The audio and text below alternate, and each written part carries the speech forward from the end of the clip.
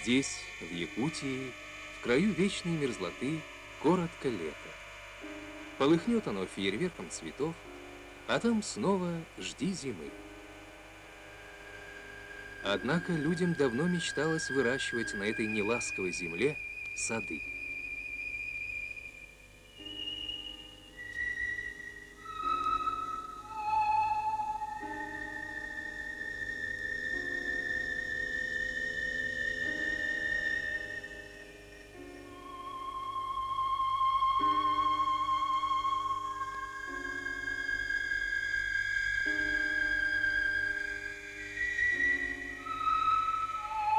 В героическом эпосе якутского народа Аланхо есть дерево алукмас, плоды которого оказывают живительное действие на организм человека.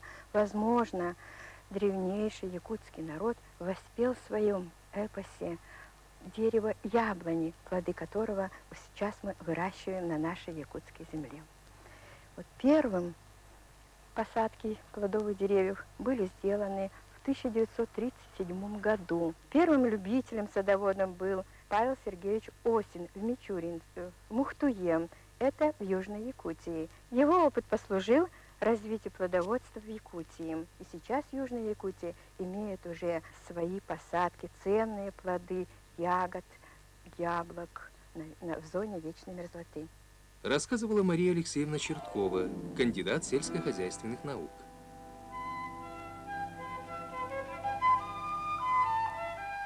Дочь Осина, Лидия Павловна, и ее семья теперь как могут заботиться о саде. Еще недавно сюда шли письма со всех концов страны. Приезжали ученые из Ленинграда и Киева. О саде писали корреспонденты «Комсомольской правды», «Известий».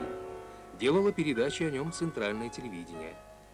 Повсюду в Якутии у Осина были друзья и единомышленники.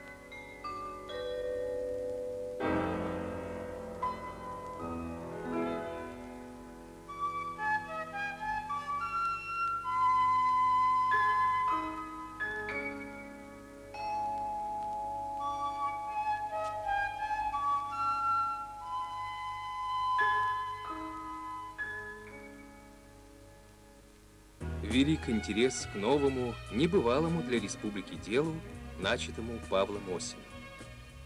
Плодовые деревья и ягодники продвинулись далеко на север, где это еще совсем недавно казалось фантастикой.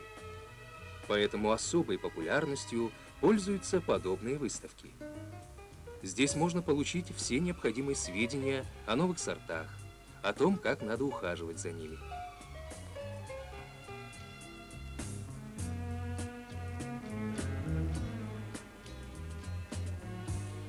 Сейчас в Якутии садоводство развивается. Работают в основном Институт сельского хозяйства и Якутский ботанический сад разрабатывают технологии выращивания плодово-ягодных культур, а также выращивания различных сортов. Но большое значение имеет и большой опыт уже накопили садоводы-любители. Садоводы-любители у нас получают по 20-25 ведер черной смородины. Исследование показывает, что плоды и ягоды, выращенные в наших условиях, экстремальных условиях, содержат большой процент витамина С, особенно ранетки, ценный витамин. Это эликсир здоровья для северных детишек, для нас, северян. Здесь, в саду научно-исследовательского института сельского хозяйства, ведется постоянная работа по селекции плодовых и ягодных растений. На практике проверено, какие сорта лучше всего приживаются на вечной мерзлоте и переносят заморозки. Сотрудники института вывели и свои собственные якутские сорта, разработали технологию их выращивания. И всегда опираются на опыт первого садовода.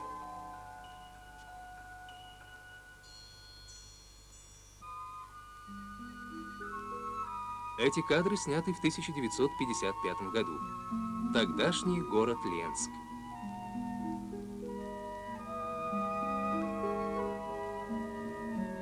Павел Сергеевич Осин уже в преклонном возрасте, но еще полон сил. Он, поселившийся в Якутии до революции, участник гражданской войны и становления советской власти, знал не по книгам о том, как страдали северяне от недостатка свежих витаминных продуктов, о том, что за несколько головок чеснока в Якутии бывало отдавали соболя. Осин смело применял в своем саду мичуринские методы селекции. Он верил, что семена его опыта упадут в благодатную почву, за ним пойдут его ученики.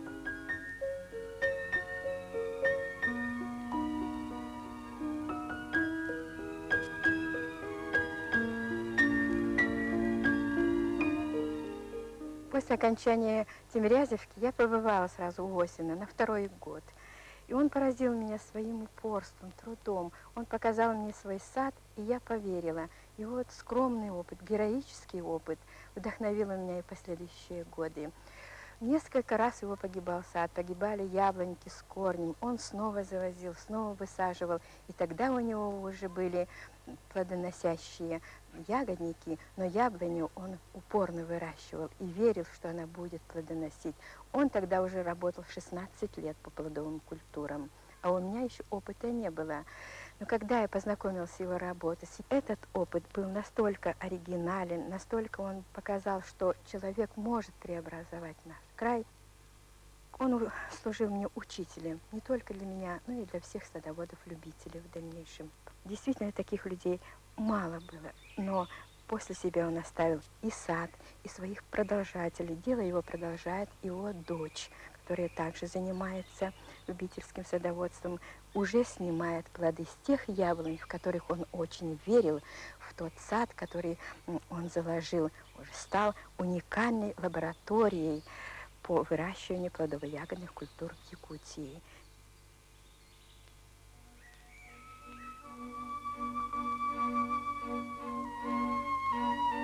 Теперь Осина нет в живых. А что же его сад? Жаль, но он год от года глохнет, хворает. Грустно думать, что первый сад Якутии, где зародилось целое направление, теперь утратил свое общественное значение.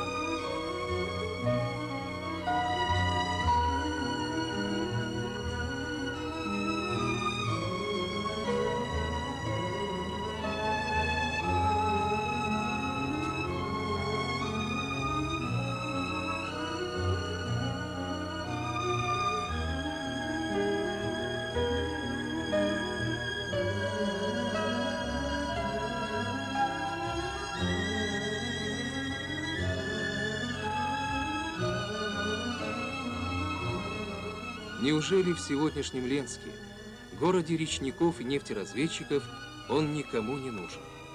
Разве не могут приложить свои силы комсомольцы, юнаты? Сад еще должен послужить людям. Ради этого жил и об этом мечтал Осин.